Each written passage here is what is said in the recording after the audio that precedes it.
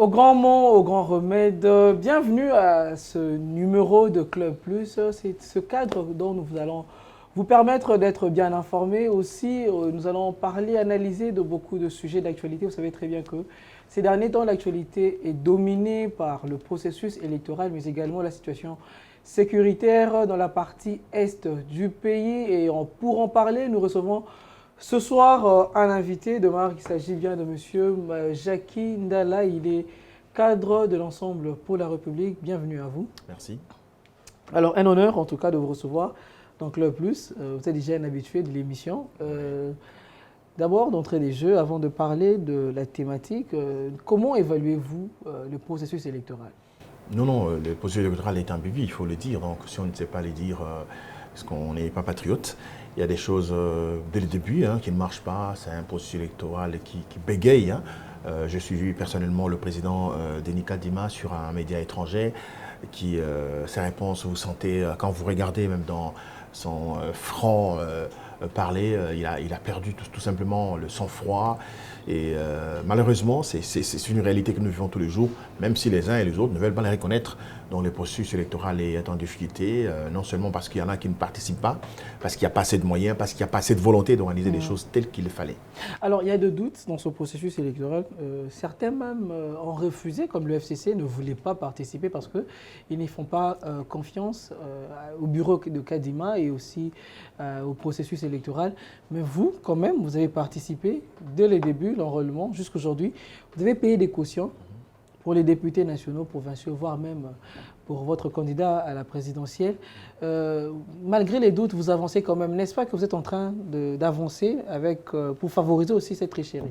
Non, mais, vous êtes les accompagner dans cette tricherie. La question, je crois que la réponse est dans votre chute. On avance quand même. On avance. Les temps avancent. Bien que vous doutez. Les années avancent. Donc tout avance. On ne va pas s'attarder sur des questions élémentaires ou même si elles sont aussi importantes. Mais je pense qu'on a un problème dans ce pays, cher frère. Parce qu'on ne tire pas les grandes leçons de l'histoire. Nous sommes en 2006, l'UDPS, une grande famille politique, une force politique incontournable dans ce pays, n'a pas participé aux élections. Mais vous avez dit, les gens sont allés aux élections et les choses ont avancé. Ils sont venus se rattraper en 2011, pendant que toutes les revendications de 2018 n'ont pas été répondues, mais ils y étaient quand même. Mais même s'ils y étaient, ils sont arrivés aux élections, il y a eu un mot d'ordre pour que ceux qui ont été élus ne puissent pas siéger. Qu'est-ce que ça a changé après? Voilà, c'est ça. Nous devons tirer les grandes leçons de l'histoire politique de notre pays. Nous avons une histoire tellement riche. Nous avons dit, ok, nous avons des préalables, c'est vrai que nous avons présenté au niveau de la Commission nationale indépendante, au niveau de la société civile, au niveau de discussions politiques et même au niveau des partenaires extérieurs. Mais cela n'empêche pas que l'on reste dans le processus parce que nous avons une vision, nous avons un combat à mener et nous devons le mener de l'intérieur. Alors vous allez le mener de l'intérieur. Aujourd'hui, il y a déjà le dépôt des candidatures. C'est ça l'actualité. On attend la liste provisoire des candidats à la présidentielle. Mais il se pose un problème. Il y a certains doutes concernant la candidature de Moïse Katumbi. J'ai reçu un cadre de l'UDPS qui a même déclaré que sa candidature sera rejetée parce que Moïse Katumbi détient une autre nationalité. Non mais écoutez, bon, ce sont les gens, permettez-moi les termes, qui passent dans les médias pour se masturber. C'est vraiment même la réponse à ce que moi j'appelle manque de maturité politique. Vous savez, on ne peut pas aujourd'hui passer dans un média, ou même chez soi à la maison, en discutant avec ses enfants, on dit, bon, telle personne n'est pas congolais parce qu'il est ceci, parce qu'il est cela. Nous ne sommes pas des irresponsables. Monsieur Katumbi, citoyen congolais qu'il est, n'est pas si irresponsable pour prendre le risque d'aller déposer sa candidature, sachant qu'il n'est pas de nationalité congolaise. Franchement, est-ce que les gens qui présentent cet aspect des choses comme cela, est-ce qu'ils sont conscients?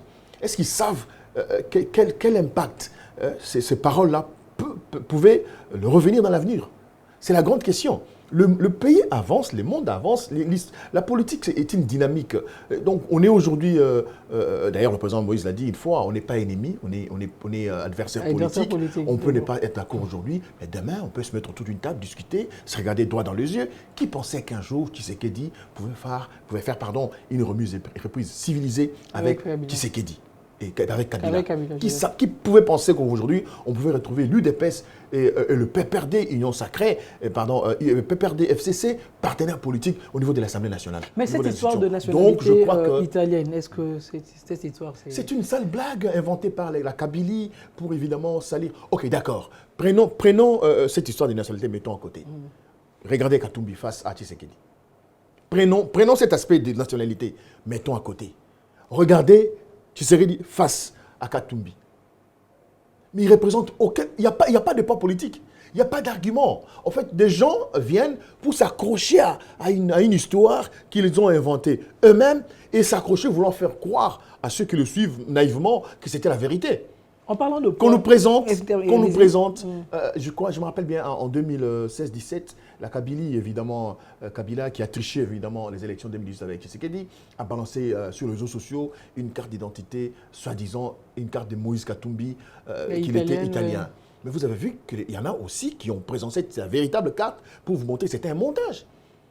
C'était un montage, c'était une carte qui n'avait rien à voir avec Katumbi. Et je me rappelle à l'époque qu'il y avait un bourgmestre, je sais pas moi, un responsable politico-administratif de la République italienne qui a, je ne sais pas si c'est comme ça que ça s'est dit, mais un responsable italien qui a écrit officiellement que M. Katumbi n'a jamais été demandeur d'une nationalité italienne, il n'a jamais possédé la nationalité italienne. Ce sont des choses qu'on peut vérifier.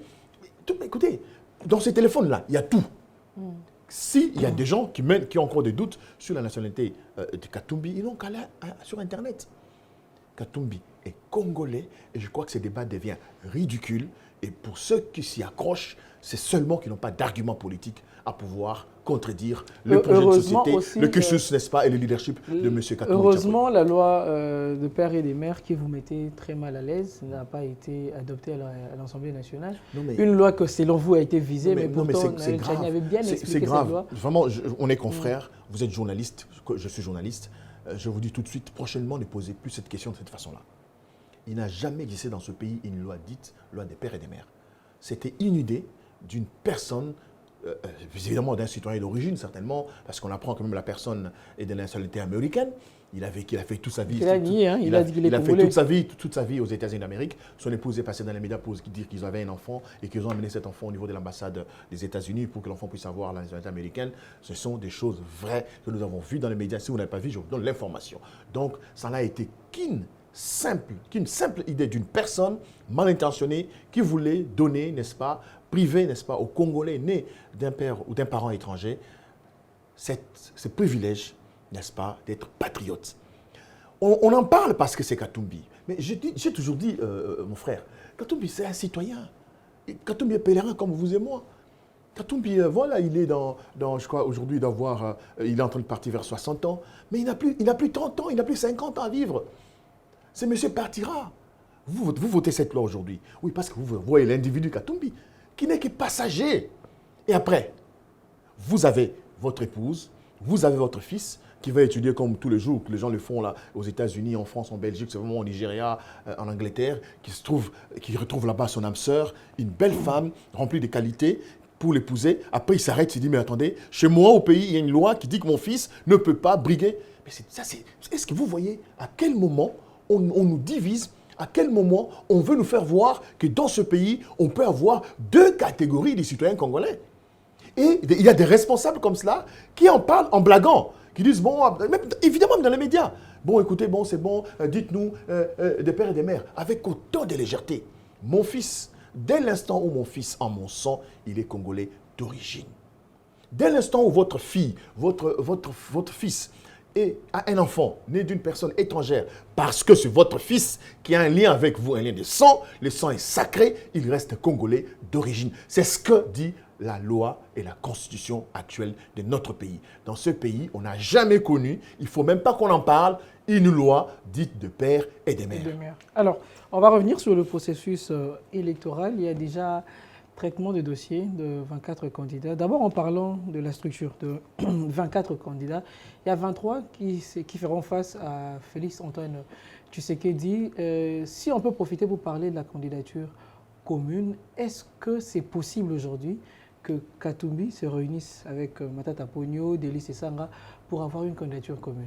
Bien sûr, je crois qu'aujourd'hui, en regardant la réelle politique de notre pays, je ne le dis pas parce que je suis avec Katumbi ou parce que je soutiens sa candidature, il est possible évidemment que chacun puisse mettre son ego de côté et parler autour des valeurs, parler autour de ce que nous avons comme... Parce qu'en fait, au-delà de tout, la compétition, les élections, c'est une compétition. C'est une compétition, mais une idée déjà rejetée par Martin Fayulu qui dit déjà c'est lui le candidat commun de l'opposition. Non, il ne peut pas se déclarer. Je n'ai pas suivi, bon, j'apprends. Moi, j'ai suivi qu'il s'est déclaré déjà que pour la candidature commune. Je ne l'ai pas suivi, mais je ne pense pas qu'il n'a pas les droits de se déclarer d'office candidat commune de l'opposition. Je ne pense pas. Mais je crois qu'il y a un moment, il faut qu'il le fasse, que M. Katumbi, que M. Fayulu, que M. Mukwege, que M. Matata, que M. Sesanga, que M. Diongo, d'autres que j'ai perdu peut-être de vue ici, c'est mettre autour de cet idéal pour qu'on nous choisisse une seule personne qui va aller droit en face de Tshisekedi pour lui dire « Monsieur, il est temps, vous avez fait 5 années, le Congo n'est pas sorti de sa misère, partez et remettez le pouvoir pour que l'on voit qu'est-ce qu'on peut faire. » Évidemment, il faut que tous les préalables soient déjà définis déjà avant pour que l'on sache qui peut faire, évidemment avec des conditions. Ça, on ne peut pas aller comme si on accompagnait quelqu'un pour le plaisir de le faire. Nous, on a accompagné Fayulu en 2018. Nous pensons qu'il est temps qu'il puisse aussi accompagner M. Katumbi. Alors, est-ce que les opposants, si on peut dire ainsi, vont se réunir sur base de quoi? D'un projet? Puisqu'il y en a d'autres, j'ai suivi, il y a d'autres candidats qui se sont dit que bon, on ne peut pas se réunir parce qu'il y a peut-être d'autres qui sont reprochés de détournement, il y a d'autres qui, moralement, ne sont pas très à l'aise et qui ne sont pas appréciés devant la population. Pour combattre, pour être face à Félix Tshisekedi, on va tous se réunir seulement, on ne va même pas se rendre compte de valeurs pour battre Félix Tshisekedi, ou vous allez aussi essayer un peu de voir tous ces phénomènes-là, valeurs et les projets de société? C'est une bonne question, c'est une très très bonne question. Et c'est même les préalables dont je vais te faire allusion tout à l'heure. Donc, je crois que ces leaders, évidemment, parce qu'il ne faut pas seulement avoir ces millions, aller payer à la CENI comme caution. Et je pouvais aussi les faire si j'avais des moyens. Mais ce n'est pas pour autant que je n'ai pas de compétences. Il y en a évidemment qui sont allés parce qu'ils ont leur argent, ils ont évidemment jeté à la fenêtre. Et c'est aussi la grande bêtise avec notre loi. Vous savez, nous sommes dans un système où qu'est-ce qu'on appelle, les compétences ne prévalent pas. Je crois que ça doit partir de ça, de la morale, de l'éthique, du patriotisme. Hein. Je crois que tous ces aspects devront être réunis. Même quand on parle des personnes qui ont détourné, dès l'instant où il n'y a pas de preuves, pourquoi on va dire que quelqu'un a détourné par présomption et le privé? Non, ça c'est un discours de discrimination, n'est-ce pas, de vouloir écarter les uns et les autres. Ce qui est important aujourd'hui, c'est qu'on sache qui a des compétences, qui a déjà fait quoi pour pouvoir prétendre diriger ce pays.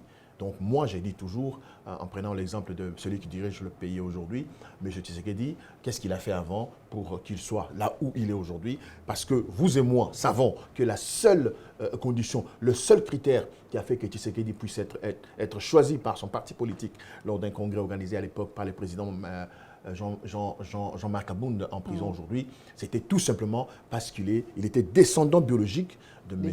Etienne Tshisekedi, père à son âme. C'était la seule condition, c'était le seul critère. Mais monsieur n'a aucune expérience d'une gestion quelconque, même d'une entreprise, même d'une structure politico-administrative de ce pays. Mais nous avons quelqu'un, parmi tous ces candidats, nous avons quelqu'un qui a fait preuve d'éthique, de déontologie, de gestion politique et de management. Ce n'est pas parce qu'on est avec Katumbi qu'on les vante. Non, d'ailleurs, moi, je n'ai jamais vanté Katumbi comme personne physique.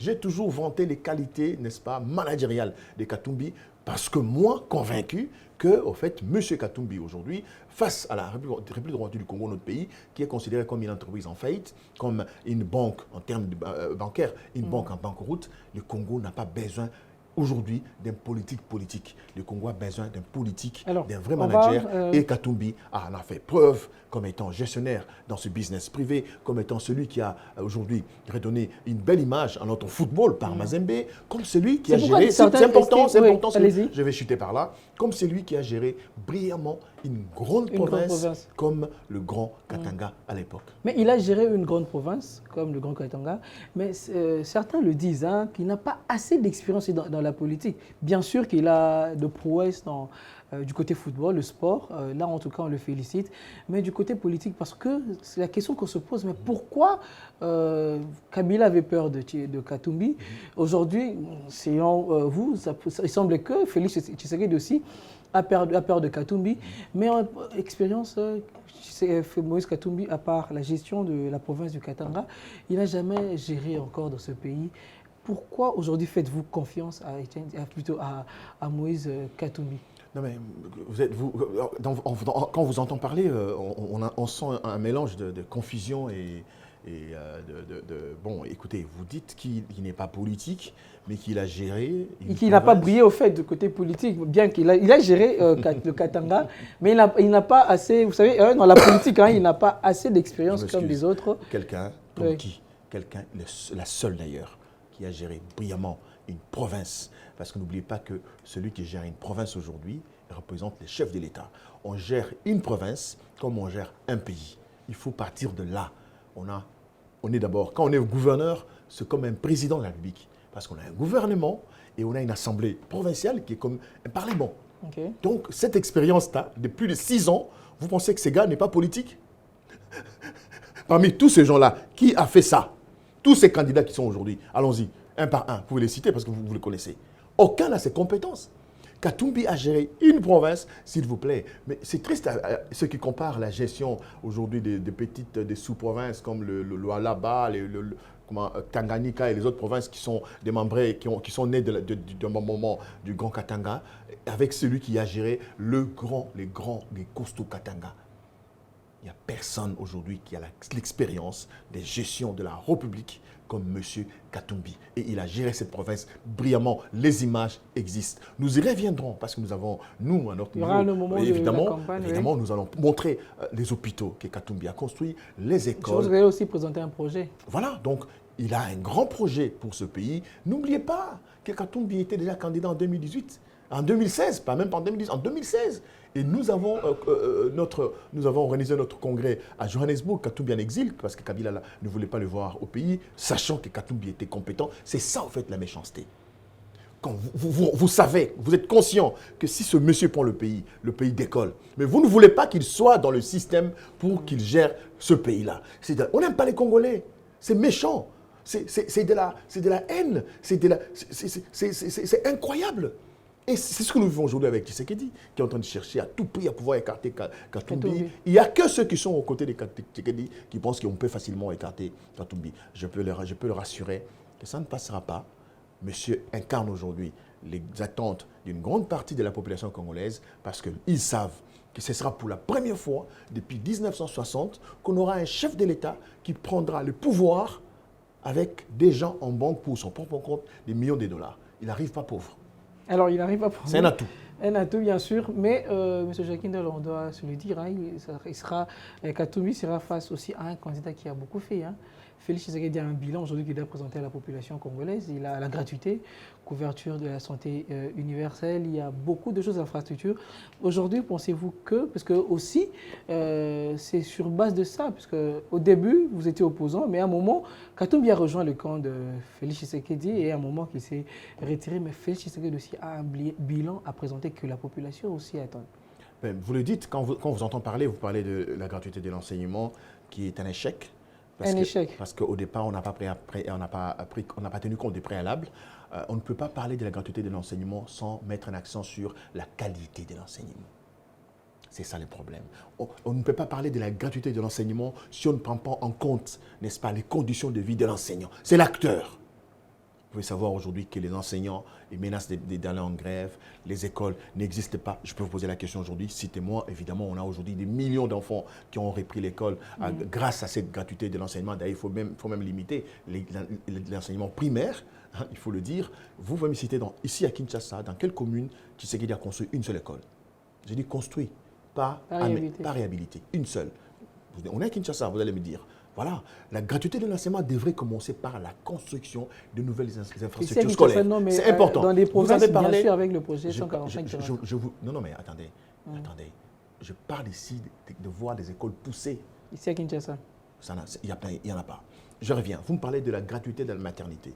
Mon frère, on ne peut pas lancer ce genre de projet pendant que les médecins sont en grève et les infirmiers sont en grève. Vérifiez. Vous n'êtes pas informé que ces gens sont en grève aujourd'hui? Ils réclament leur salaire. Donc, il y a beaucoup... En fait, on ne gère pas le pays de la manière spectaculaire pour qu'on voit, pour qu'on entende. Non, non. Non, non, non. On gère les pays avec une politique de quoi? Les termes m'échappent, ça va venir. Il faut qu'il y ait des réformes, voilà, c'est le terme. Il faut qu'il y ait, avant de lancer ce genre de projet, il faut qu'il y ait des réformes sur l'éducation, réformes sur la santé, réformes sur la sécurité. Moi, je dis courageusement aujourd'hui que Tshisekedi a lamentablement échoué. Lamentablement. Seulement, il s'accroche par le fait de vouloir nous faire croire qu'il a réussi dans tel ou tel aspect des choses, pendant que lui-même nous a promis ici l'Allemagne d'Afrique. Vous la vivez, vous, l'Allemagne d'Afrique? D'accord, si c'est bon. Pendant que lui-même nous a promis ici de nous faire des millionnaires. Vous êtes millionnaire? Oui, peut-être en franc congolais. Je ne sais pas s'il le dit. Il nous a dit ici, dans une interview, devant les notables de l'Est, qui vous, je pense, il dit dans une interview, je crois que vous pouvez la voir dans vos téléphones, et peut-être au niveau de votre régie, on peut la retrouver, où il dit si je ne réussis pas à ramener la paix dans l'Est, à la fin de mon mandat, je vais considérer que j'ai échoué mon mandat. Vous l'avez entendu dire ça, non? Quand il dit devant son porte-parole, dans l'interview où il a réalisé avec son porte-parole, il dit « Le seul bémol pour mon mandat, c'est la justice ». Alors, dites-moi, quand vous avez échoué dans un pays comme le nôtre, pendant 5 ans, vous avez échoué au niveau de la sécurité et vous avez échoué au niveau de la justice, en quoi vous avez réussi? C'est la grande question qu'il faudra poser à M. Tshisekedi, le président sortant. Donc, en fait, il est conscient qu'il a échoué, mais pour des raisons politiciennes, il veut pomper les torses, nous faire croire. Non, non, non, non, non, non. Si c'est un monsieur intègre, moi je le dis toujours, si Tshisekedi était un monsieur intègre, réaliste, politique stratège, il allait organiser les bonnes élections et ne pas être candidat. En ce moment-là, il a écrit son nom en lettres d'or dans l'histoire de ce pays. Mais comme nous, malheureusement, nous, cette race, surtout cette communauté que nous sommes, ne voulons pas regarder les choses en face, pensons qu'on vit éternellement. Hein, il s'est mis dans des conflits inutiles, il s'est mis dans des conditions malheureuses. Hein, quand le M23 l'accuse de les avoir amenés ici, quand on assassine un député, on va parler de la situation sécuritaire. Quand on emprisonne des personnes, des innocents, jusqu'à emprisonner des journalistes pour le fait de leur travail. Vous pensez que ce monsieur a encore la confiance de la population congolaise? Oui, peut-être celle de l'imiter à la rigueur. Mais Félix Tshisekedi, je suis sûr, c'est un cadre de l'UDPS qui a dit le problème aussi que le mandat de Félix Tshisekedi a connu, c'est parce qu'il a été embrouillé. D'abord avec le FCC et après aussi, même l'ensemble était venu aussi, il n'a pas bien fait son travail. Ils ont remarqué qu'avec Tshisekedi, ils vont encore lamentablement échouer sans retirer. C'est tout ça au fait qui a empêché à ce que Félix Tshisekedi réussisse son mandat de 5 ans, mais raison pour laquelle on doit encore l'accorder une seconde chance pour réussir. Vous avez bien dit, mais vous n'avez pas sorti les termes. Il s'est embrouillé parce qu'il manque de leadership. Que Kabila soit là ou pas, qu'il y ait un accord avec Kabila ou pas, c'était lui qui était le chef de l'État, soi-disant élu, qui avait un programme à défendre, il devait l'imposer.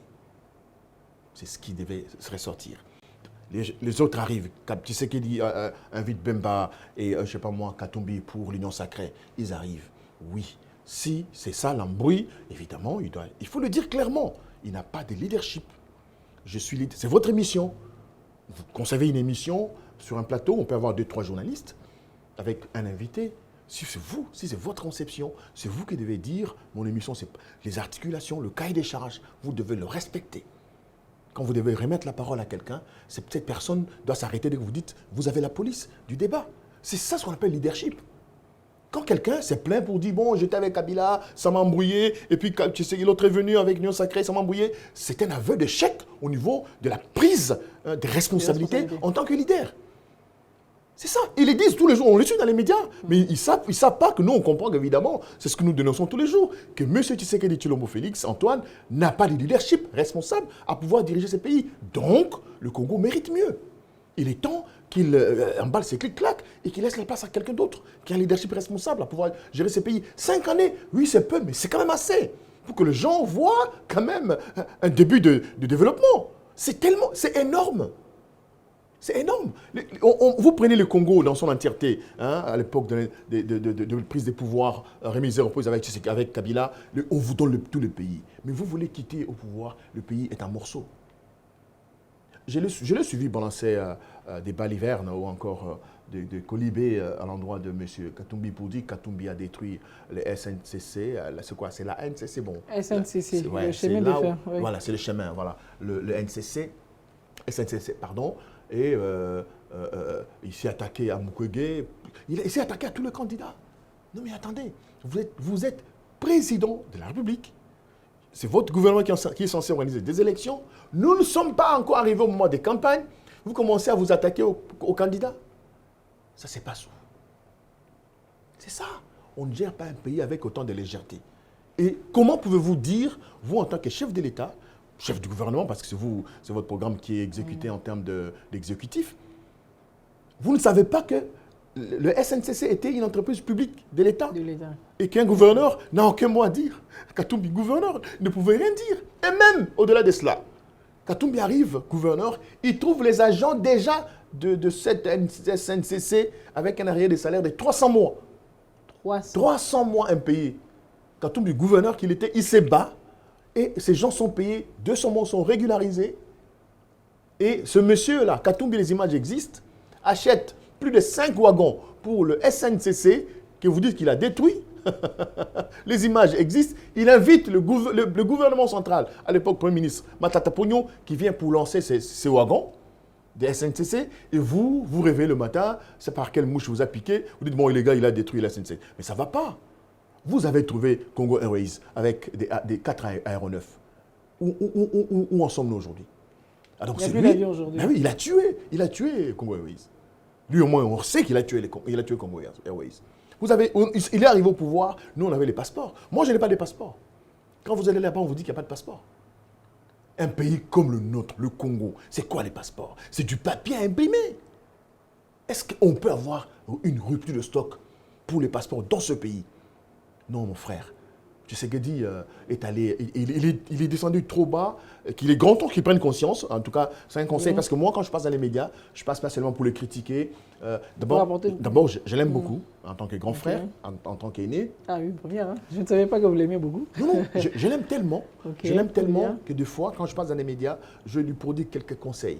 Exactement, parce qu'il ne faut pas seulement critiquer, donner l'impression qu'on ne l'aime pas. Non, en tant que personne, on l'aime. D'ailleurs, moi, je ne le combats pas. Je combats le système que lui a combattu avec son père depuis plus de 40 ans aujourd'hui. Le système qui nous impose aujourd'hui, c'est le moboutisme. Peut-être qu'ils ne s'en rendent pas compte. Le système qui nous oppose aujourd'hui, c'est le kabylisme avec Joseph Kabila, qui l'a combattu aux côtés de son père. Il ne peut pas venir nous l'imposer. Alors, nous allons prendre la page sécuritaire, cette fois-ci, parler de ce qui se passe dans la partie Est, précisément dans le Nord Kivu, avec les patriotes Wazalendo.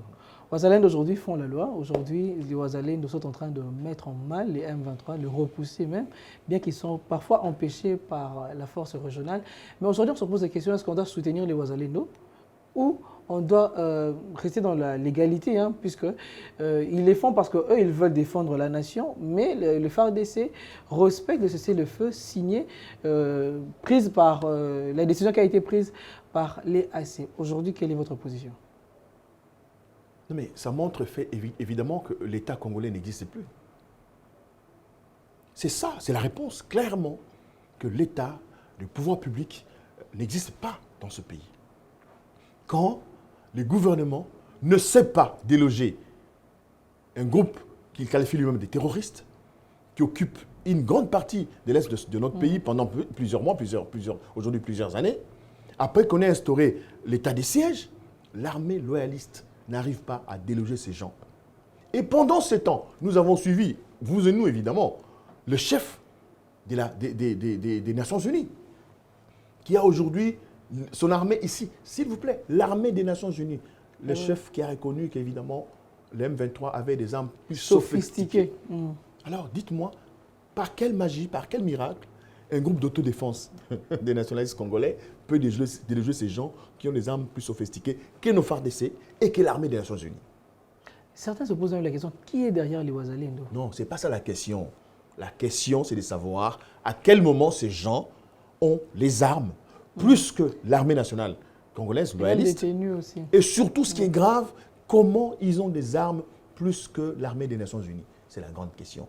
La réponse, parce que c'est de cela qu'il s'agit, il faut dire que l'État n'existe pas. Et le Congo n'existe pas aujourd'hui comme un État moderne. C'est ce qu'il faut dire. Je suis désolé, j'ai suivi, excusez-moi, le chef d'état-major général, hein, que j'aime beaucoup d'ailleurs, que j'apprécie, que je salue. Je trouvais que c'était un spectacle qui ne valait pas la peine. On ne gère pas l'armée dans les discours. Non, on ne gère pas l'armée dans des meetings. L'armée, c'est une force des opérations et opérations secrètes. Je ne viens pas ici pour critiquer mon armée, mais quand même, laissez-nous dire ces choses. On a vu l'armée faire des marches ici, on a vu les chars automobiles de nos forces armées à Kinshasa. Non, mais pendant qu'à Kinshasa même, on a les Mobondo quelque part là. Les Mobondo, oui. Tout le jour, à partir de 19h, vous pouvez sortir dans votre quartier avec votre téléphone. Nous avons les sécurités partout, même à côté de là où on habite. Et à quoi servent ces spectacles? Je crois que nous devons être responsables. Les questions de sécurité sont des questions hautement stratégiques qui ne doivent pas se gérer dans les médias. Est-ce que la réaction aussi de la sortie médiatique de Christian Chiwewe, ce n'est pas par peur, ou soit, puisque le président aussi a reçu certains officiers de l'armée, les généraux, les colonels, ils ont reçu hier pour partager un dîner ensemble. Ce n'est pas après la sortie médiatique de John Numbi que l'armée aujourd'hui et le président est en train de s'agiter. Est-ce que l'État congolais, un État responsable, avec toutes les prérogatives d'un État moderne, peut répondre, excusez-moi, à un monsieur comme John Numbi? C'est un fugitif. Est-ce que l'État peut se mobiliser? Est-ce qu'on peut mobiliser son armée pour répondre à un individu? Quand même, ils ont pris au sérieux les propos de moi, Jacques Ndala que je suis, malheureusement, heureusement, je suis candidat député national à Tchangou. Je n'ai aucune parcelle de pouvoir. Je n'ai pas pris ce monsieur au sérieux. John Numbi. Ouais. J'étais devant un aventurier, un irresponsable, un traître, un lâche, qui reconnaissait des bêtises commises pendant qu'ils avaient le pouvoir dans ce pays, pendant que nous, on leur faisait confiance. Et aujourd'hui, l'État se met à répondre à quelqu'un de comme cela. C'est le problème. C'est le problème. L'armée, notre système politique de sécurité est tellement faible qu'on ne sait même pas infiltrer l'armée rwandaise là. On peut l'infiltrer à tout moment. Peut-être qu'ils l'ont déjà fait. On ne peut même pas savoir où se trouve John Numbi maintenant pour le ramener. Je me rappelle à l'époque de Kabila, un colonel, c'est un frère d'ailleurs que je salue, John Tchibangu, qui a fait une vidéo menaçant Kabila. Mais ça n'a pas fait un mois. On l'a ramené ici, Manu Militari, dans un jet privé. C'est ça les services. C'est ça les services. Pas ces spectacles-là. Mais ce sont les mêmes personnes avec Tshisekedi, qui travaillent ensemble avec eux. Est-ce qu'aujourd'hui, ils n'ont plus cette volonté-là où on a changé de personne? Non, mais je vous dis qu'il y a un manque de leadership. Je vous ai donné un petit exemple. Votre émission, quand vous la conduisez, les gens qui nous suivent peuvent voir que vous contrôlez votre show. Les gens peuvent voir. Ah, ces gars-là, ils contrôlent son show. Les questions sont préparées. En tout cas, ils notent. Et ils comprennent ce que Jackie dit. Et il peut contredire les propos de Jackie. Mais quand vous n'avez pas ce leadership, on ne peut pas vous foutre là. Vous devez dégager. Et c'est le problème que le Congo a aujourd'hui. Manque de leadership au sommet de l'État. Manque de compétences. On ne peut pas aujourd'hui se faire le plaisir, le luxe d'aller s'octroyer un titre d'Honorius Causa dans une université aussi grande de notre pays. Mais pourquoi on peut humilier l'UNIKIN comme à ce point? Le recteur de l'UNIKIN, les gens qui ne le savent pas, est le président du comité des intellectuels de l'UDPS. Jean-Pierre Kaïmé, le professeur. Il est membre de l'UDPS, le président du comité des intellectuels de l'UDPS. Okay. Dans les principes, on ne peut pas, le président de la République est le cordon des universités. Il est le patron des universités. On ne peut pas l'octroyer un titre Honorius Causa, on ne peut pas lui conférer ces titres pendant l'exercice de ses fonctions. On pouvait attendre. Et tout ça, c'est pour que monsieur puisse être appelé docteur. Et je suis une vidéo, un extrait d'une vidéo pendant le conseil des ministres. Il dit, ben, je sens que ça va me coller. Mais évidemment, parce qu'il veut qu'on l'appelle docteur. Non, non, non. On vous appelle docteur quand vous avez doctorat. Il y a eu beaucoup de choses qui se sont faites autour de... Moi, je suis universitaire. J'ai été retenu assistant, mais je n'ai pas voulu continuer parce qu'évidemment, l'enseignement ne paye pas très bien dans notre pays. C'est pourquoi j'ai levé l'option de faire le journalisme et j'ai réussi ma carrière dans ce sens-là. L'université est sacrée, mon frère. Faire 5 années, après 3 ou 4 années, pour avoir le titre de professeur ordinaire ou docteur, c'est d'énormes sacrifices. On ne peut pas se faire plaisir aujourd'hui parce qu'on est chef, parce qu'on est responsable, parce qu'on est ceci. Non, non, à la limite. Il faut beaucoup d'humilité pour diriger le Congo. Déjà, ça ne va pas. Le Congo a beaucoup de cours d'eau. Kinshasa, n'en parlons pas. On peut commencer à citer aujourd'hui. Rivière Ndjili, rivière Makelele, rivière Kalamu, rivière Gombe, rivière... Il y a tellement de rivières à Kinshasa, mais les Kinons n'ont pas d'eau. Okay. Je suis à Tchangou. Nous avons la plus grande industrie de distribution, de production de distribution d'électricité, Inga, qui peut desservir toute l'Afrique, mais Kinshasa n'a pas d'électricité. Allez-y à Tchangou. C'est grave et c'est terrible. Ça devait commencer par cela, si on avait un leadership responsable au sommet de ce pays. Très bien. Alors, nous sommes arrivés à la fin. Nous allons parler de votre candidature. Mais avant d'en parler, qu'est-ce qui se passe entre Jacques Ndala et son parti politique Ensemble pour la République? Non, il ne se passe absolument rien dans la gestion, évidemment, du parti. Seulement, Jackie, c'est un garçon intègre, correct, qui sait regarder la vérité en face et qui sait dire à haute voix ce que les autres murmurent. Okay. Au sein du parti Ensemble, lors de l'établissement des listes de candidatures, il y a eu un sérieux problème. On a retrouvé des gens sur les listes des candidats Ensemble qui n'ont jamais mobilisé ne fût-ce que 30 personnes. Des gens sur qui on n'a jamais vu ne fût-ce que l'effigie ou le drapeau du parti, mais qui se retrouvent sur les listes du parti Ensemble. Le coordonnateur national de la jeunesse que j'étais, avec une mission confiée par le président national, M. Katumbi, pour découvrir, dénicher, recruter des jeunes compétents, des jeunes qui ont une base populaire afin de pouvoir les accompagner et les ramener dans notre parti et voir dans quelle mesure on pouvait les positionner au niveau de la compétition électorale. Personne n'a été retenu. Personne. Alors, étant jeune avec cette mission, quand cet aspect des choses ne se fait pas respecter, la meilleure des choses à faire, c'était jeter l'éponge. Et j'ai démissionné. C'est tout. Parce que vous n'avez pas révoqué? Vous n'avez pas suspendu de... Non, non. J'ai démissionné le 12 septembre. On n'a pas accepté. Évidemment, on n'a pas, comment on dit ça, on ne m'a pas donné l'accusé de réception. On a refusé de recevoir ma lettre. Et après, je crois, 2 ou 3 semaines, on me colle une suspension parce que je dis ces choses dans les médias. J'avais l'obligation de le dire. Et vous avez même menacé votre certain cadre du parti, Christian Mando, oui, que non, non, non, non. En fait, les gens n'ont pas compris cette histoire. Je vais expliquer. Oui. Je dis, on va se donner des coups pendant la campagne. Jackie est connu. Quand vous me regardez, c'est Ensemble. Mais quand vous regardez M. X, vous ne l'avez jamais vu. Mais pendant la campagne, ce gars-là va se permettre de se mettre en tenue de Ensemble pour aller en compétition. En fait, c'est contre vous.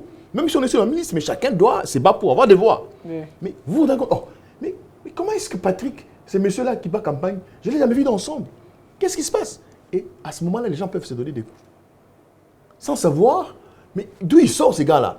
Je ne l'ai jamais vu. Ça fait quand même 3 ans ou 2 ans, plus de 2 ans, que le parti Ensemble existe. Mais il y a des gens qu'on n'a jamais vus et qui vont compétir comme Ensemble. Ça pose problème. Très bien. Alors, nous sommes arrivés à la fin. Candidat à Tchangou, aujourd'hui, cette fois-ci, vous n'êtes plus... en 2018, vous étiez à Lukunga. Et cette fois-ci à Tchangou, brièvement, puisqu'on est déjà pris par le temps. Aujourd'hui, quelles sont les motivations? Pourquoi aujourd'hui vous voulez vraiment accéder à ce poste de député national? Non, même motivation avant, même motivation quand j'étais à Lukunga, parce que j'habitais à Lukunga, j'étais dans la commune de Kinshasa. Aujourd'hui, j'habite à Bibois, dans la commune de Lantsele. Je suis candidat au niveau de la députation provinciale à Lantsele. Je suis candidat au niveau de la nationale, au niveau national pour la Tchangou. Je crois qu'aujourd'hui, le thème même, la thématique de ma campagne, Banaya Tchangou, Totonga Libota Nabiso Tchangou. Nous devons construire une famille. Pour que quelqu'un ne vienne pas vous dire, bon, mais vous êtes toujours comme ça, après, quand on va élire, vous partez. Non, non. Il faut que l'on construise une famille. Le même difficulté qu'on trouve à Ntsele, à Kinkole, à Massina, à Ndjili, à Kimbanseke, ce sont les mêmes difficultés. Manque d'eau, manque d'électricité, insécurité, manque d'emploi. La pauvreté. qui n'est plus à démontrer parce qu'à ce niveau, maintenant, c'est la misère.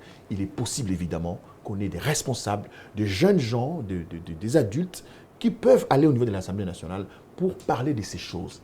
Et moi, je demande aux gens de ne plus accepter quelqu'un qui vole, qui prend l'argent de l'État parce qu'il est ministre, il est député, il est ceci, ADG, qui vient vous construire un petit pont, qui vient vous faire une petite route. Ce n'est pas ça le travail du député.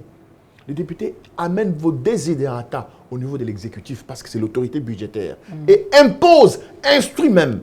Il n'achète pas de palissades pour créer des forages. Pas du tout, pas du tout. Ça ne se passe pas comme ça. Dans un pays où les gens sont pauvres, on ne peut pas avoir celui qui est censé être son représentant avec une cagnotte chaque fin du mois de 21 000 $. C'est ridicule et c'est malheureux. Et c'est très méchant, ça. Très bien. Nous espérons avec vous, il y aura un changement parce qu'il y a beaucoup qui nous ont déçus. De ce côté-là, il y en a beaucoup.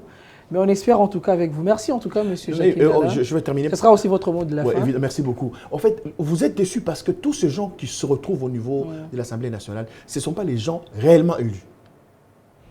Ce sont les gens que les politiques nous imposent pour les manipuler. Okay. Parce que quelqu'un qui a reçu mandat de la population ne se laisse pas manipuler. Il est responsable, il sait d'où il vient, et il sait qu'il y a des gens qui l'ont mandaté et il parle au nom de ces personnes-là. Mais quand quelqu'un est coopté, qui est nommé député, il défend la personne qui lui a fait ses privilèges. Très bien. Merci beaucoup. Et ça doit changer. Merci beaucoup. Nous espérons que ça va changer pour cette fois-ci. Merci en tout cas à toute l'équipe technique qui m'a accompagné, Josué Ilunga, Giscard Malusa, Nora Chama également, Clédor à la réalisation. Merci aussi à Yves Moutalimbo pour l'accompagnement. Retrouvez-nous prochainement avec un nouveau numéro, un nouvel invité pour Club Plus. Bye et à la prochaine.